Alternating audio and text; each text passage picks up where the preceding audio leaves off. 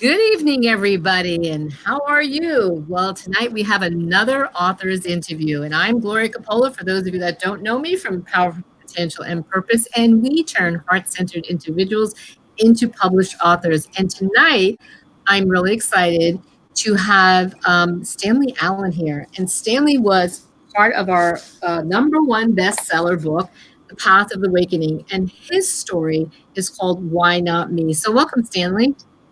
Thank you, Gloria. I'm glad to be here. Stanley, you have quite an extensive background that probably a lot of people don't know. In your book, you talked about being in the healing arts, but you also have a very wonderful position, with another company, and you also do volunteer work for Starr Commonwealth, which is near and dear to your heart. You've accomplished a lot of things. And when we interviewed you the last time, we kind of just touched upon your story because we didn't really want to tell everybody about. Deborah says hi. We didn't want to tell everybody about your story, but tonight we're going to get into the nitty gritty a little bit more. Okay. So, what would you like to open up with to start first to let people know a little bit about you? Well, everybody knows my name. Uh, I don't know where to start. There are so many things. As you stated, I work for a large financial firm, and I work in the technology division, and I'm a project manager. I began this journey 20 years ago, 20 plus years ago, and it has been it's enabled me to actually do a lot of things. And you'd mentioned volunteering, and I'm very extensively in the volunteer work with Starr Commonwealth, but other organizations as well. And this company has afforded me the ability to not only contribute, financially, but also contribute from a perspective that a networking perspective. In other words, bringing places like Starr Commonwealth into the limelight and into the mainstream of thinking of some of these organizations like mine that consider inclusion and diversity extremely important as part of their people as a competitive advantage theory. So it's been really helpful to be able to to do some things for these organizations when you have support like that from a work perspective. Yep. So those of you that are just jumping on and you don't know who this man is, this is Stanley Allen. He's a number one best-selling author in the book, The Path of Awakening. And the title of his story is Why Not Me? Stanley, why did you name your short story, Why Not Me? Well, it's very interesting that you say that. The title of the story came about, and I've mentioned this in other publications, as a result of a conversation that I had with Randy Newman, who is the great grandson of Floyd Starr, who is the founder of Starr Commonwealth. And Randy and I are both on the board of trustees, and we were having a conversation. We were sitting at the administrative building, Maubie Center, and we were sitting in the foyer, and we were just talking about things in general, about Starr Commonwealth and its history. He's very much into the legacy and carrying on his grandfather's legacy and great grandfather's legacy and supporting that. And somehow the conversation just came up that I was thinking about, and speaking about legacy, thinking about leaving my own legacy, which was to be able to tell my story so that other people could potentially benefit from it, primarily the kids, but also any adult that grew up under adverse circumstances who are doubting whether or not it'll ever end, or if good things will come to them, that they can, see my story as an example of what could be possible for them. So tell us, And why did you actually write the story? well, I wrote the story because, I've been going back to Starr Commonwealth now since 2003. It's about 17 years of actively volunteering and contributing time, talent and treasure to benefit these kids. And my motivation primarily, like I said, for writing this story is to set an example for others who aren't quite sure exactly what's in store for them yet. Mm-hmm. Especially, and that's more from a kid's perspective. When I talk a lot to a lot of these young men and young women that are going to school out there who are residents, they they they're so thirsty for knowledge. It's unbelievable. It's like, well, how did you get to be where you're at? It's like, aside from the fact that you're an old man, how did you get to be where you are? And what makes you want to come back to Star? Because they're looking at it from the perspective, I'm young, I want to get out of here. I don't want to be here. They're looking at it as confinement. So part of my motivation was to be able to put it out there on paper into the ether, if you will, for those who might be a little bit more interested in trying to figure out, the path, the journey that they want to take, and letting them know that it's okay to come from not so great beginnings, And I personally, I'm not a rock star, I'm not a movie star, I'm not a musician. I'm just a guy who wants to give something back, and Mm-hmm. to understand and realize that being able to give something back of your time, your talent, of your treasure is just as important as being someone who's constantly in the limelight and, uh, under scrutiny. So, Yeah. So those of you that haven't, read the story yet or seen Stanley before, and there's a wide audience out there that doesn't know Stanley and what Starr Commonwealth is really all about until you read his story. So you're hearing him talk about it, but it's actually a place that pretty much saved his life, because you're going to find out in his story, why not me, that he didn't have an easy life. And he only talks about a small part of his life and all this. And of course, I know from knowing him personally that there's a lot more. And Stanley, you talk about, in the story, how you lost your mom at a very young age, you became ward of the state. You talk about, the beatings that your uncle gave you and your brother. And I have to tell you, when I read that part, when I was working along with you, you know you can tell me what your challenges were writing that story, but I can tell you what mine were. And it was to know that someone so amazing like you, so giving like you, actually had to go through this as a very young boy and experience those type of beatings. And I got to tell you, I have more respect and compassion and love for you than I had even before. So, what was, some of the challenging things that you had to face writing this story and remembering these things?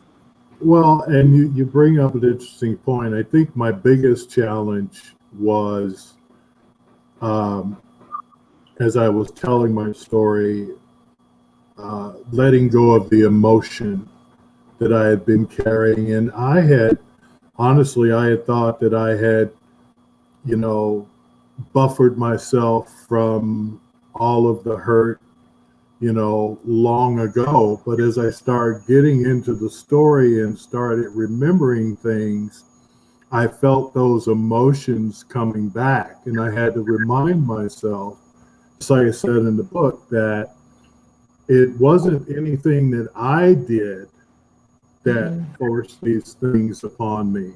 I was the recipient of that. And Mhm. so for the longest time, I believe that, I had actually held on to a lot of pain and emotional trauma, just honestly believing that I must have done something to create this to happen to me. Mhm. And it wasn't until I put it on paper and I actually got to read it that I thought, you know what? This isn't my fault. And Right. that's the message that I try to get to these kids, any kid, that's that's out there and struggling, it's like you're reacting to something that is occurring to you. Okay. That doesn't make it your fault. Yeah, but when we're young, we don't necessarily know that yet. And Exactly. you went through a lot of things. I know that it's not all in this particular story because you got a book in you, but you went through a lot of things in your life, in your teenagehood. You went down some other paths that you shared with me privately that, as a result of experiencing these things, there probably were times that you did feel like it was your fault. Like, even when your brother left and you had to take the brunt of this on in your life. And then you talk about in your story too, when you do go into Starr Commonwealth, the facility there where they helped you as a teenager and you had a mentor there. You talk about even kind of having the attitude at first, like, I don't believe this stuff and I just kind of want out of here. And that's typical of most teenagers, don't you think? I would agree with that. I think that I spent a lot of years insulating myself from the effects of people around me. And the best way to do that was to alienate myself or isolate myself from a feeling perspective so that I would never get too close to anyone because I didn't want to be disappointed yet again. And that Yeah, was the and big you thing. talk about being the lone wolf. And I think a lot of people that have been through things, they can relate to that, Stanley. Like you said, you kind of pull yourself back. Maybe you don't even trust people anymore. And that the word trust is very important, Gloria. That's something that not everybody comes by easily because when you trust, you put yourself out there. And if you look at, even the situation today with all the things going on and all the, the hatred that's been supposedly buried for so many years is now rearing its head up in certain instances and circumstances really makes people afraid to put that trust out there. We're programmed so often as people to, we're going to take care of our own, we're going to do what's best for us, we're going to show the world that we're all that and then some. And quite honestly, a lot of times we end up alienating ourselves without even realizing it because the thing is, we grow up thinking, okay, if you fit in this, I fit in this box. So if your box is the same type of box as I have, then that means that we think alike or that we're okay as, as two people, as two spirits that come together. And when you lack that ability to trust, it really, really, really makes it difficult to be open and to be receptive and to learn, how to care for others.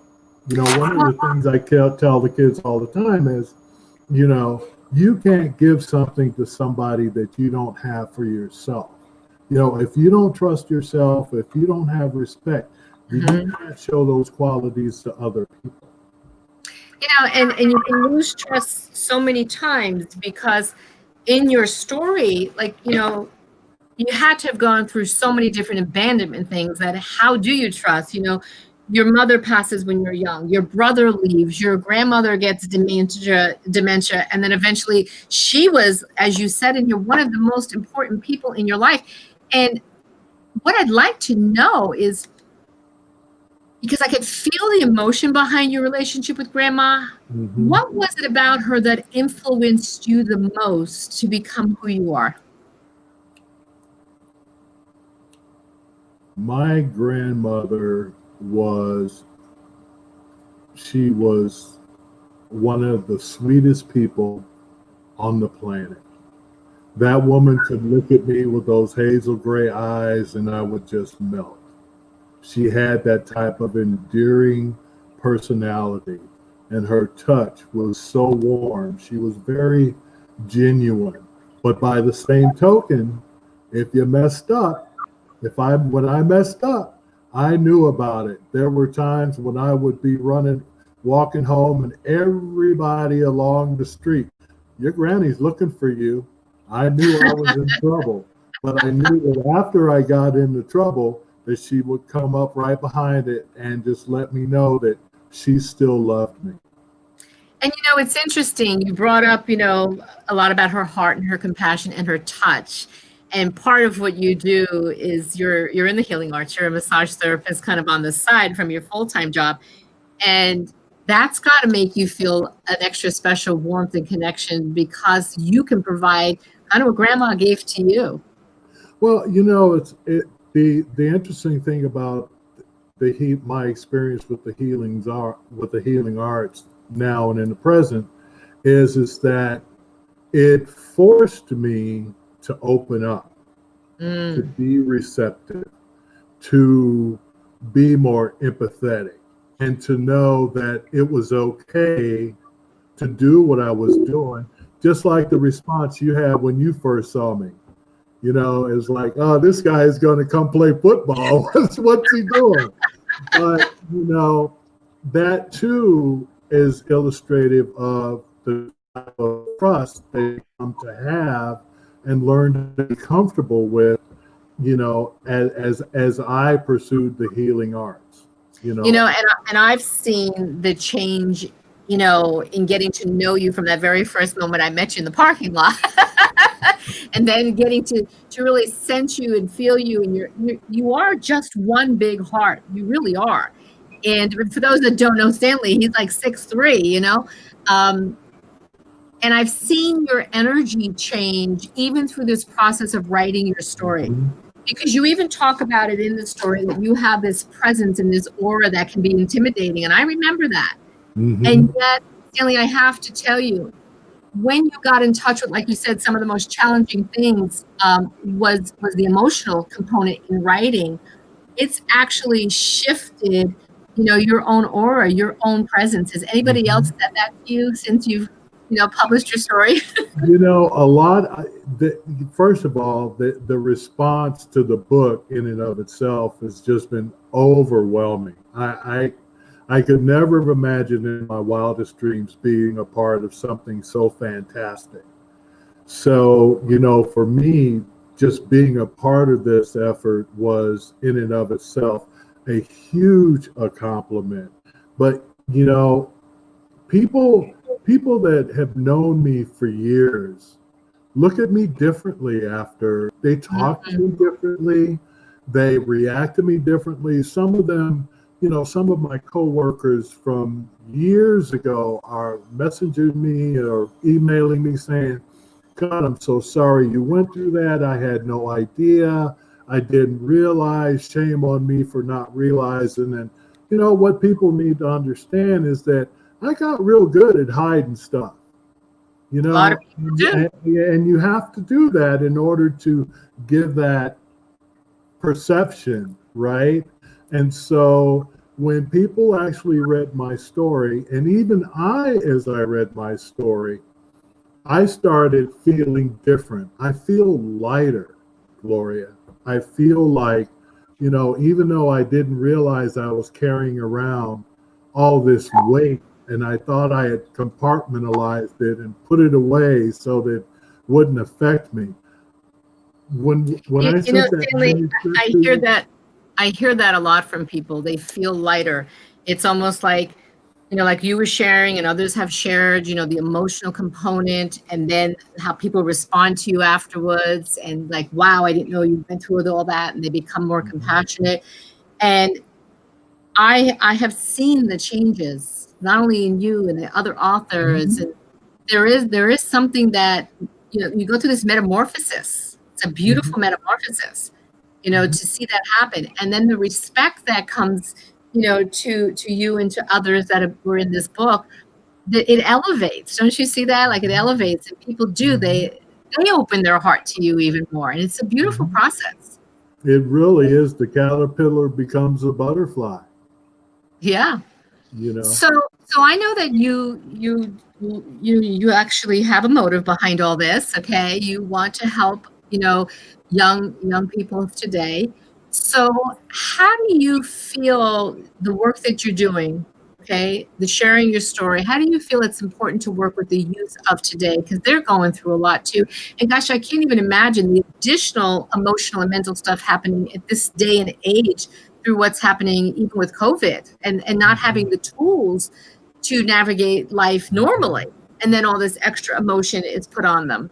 Oh, So how are you going to help these kids? well, Gloria, it's really interesting. Our youth today, they're even without all the impacts or effects of the pandemic, are under immense pressure. Much greater pressure than I ever went through. I realize now, when I was a kid. And I think it's important that we continue to support our youth. And, it's not a cliche that the children are our future. That's That's right. not a cliche at all. Mm-hmm. And if we don't work at trying to get them to be the best that they can be, and even if they're not gazillionaires, that there is solace and satisfaction in just having a family and a home and going to work every day and having kids that you can love and love you in return.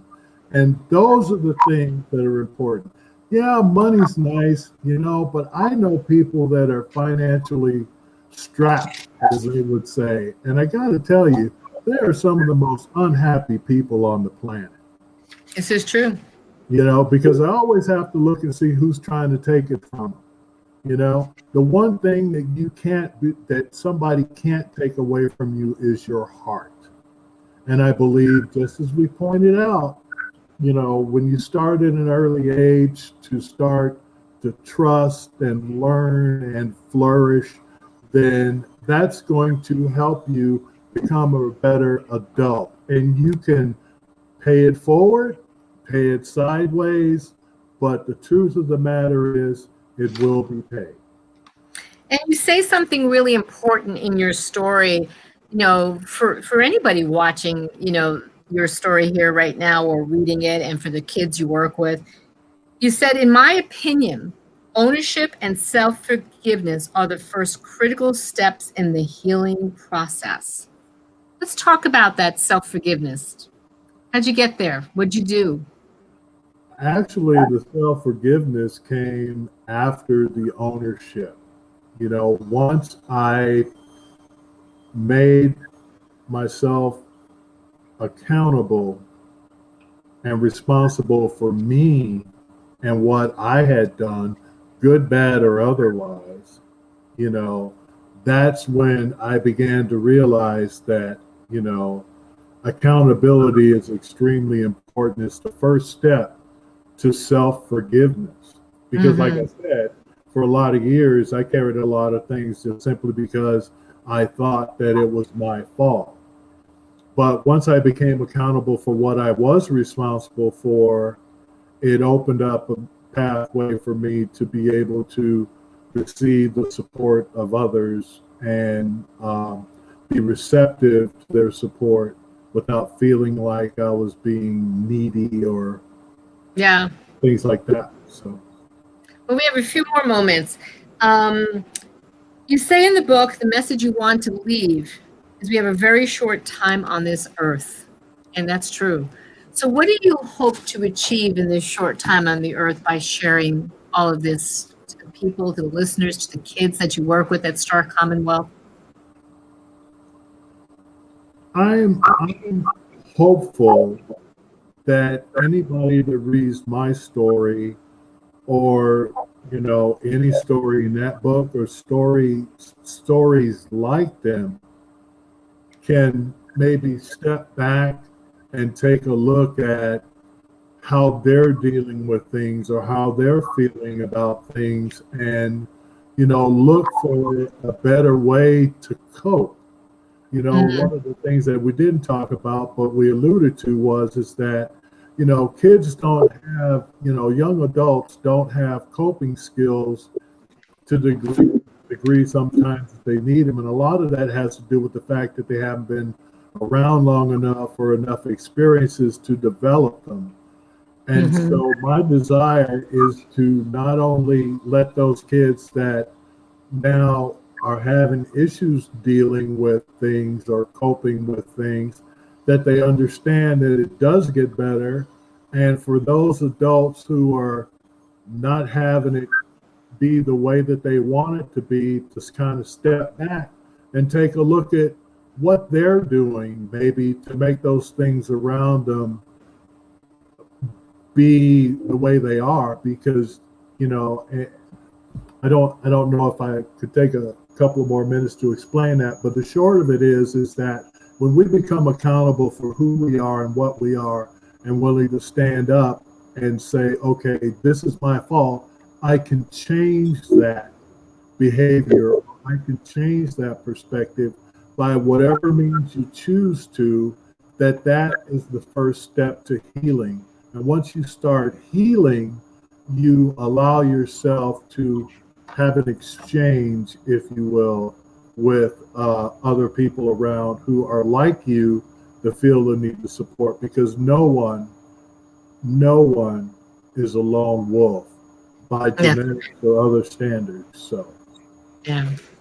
So I know you contribute a lot at Starr Commonwealth, and you work with the kids, and you're proud walking down those hallways, and kind of reflecting on your life. What do you see in the future for yourself, either with Starr Commonwealth or maybe a book? Tell us what your future plans are. well, I would love to write a solo effort. And I am already making preparations, laying the groundwork to do that. But it's going to take a while.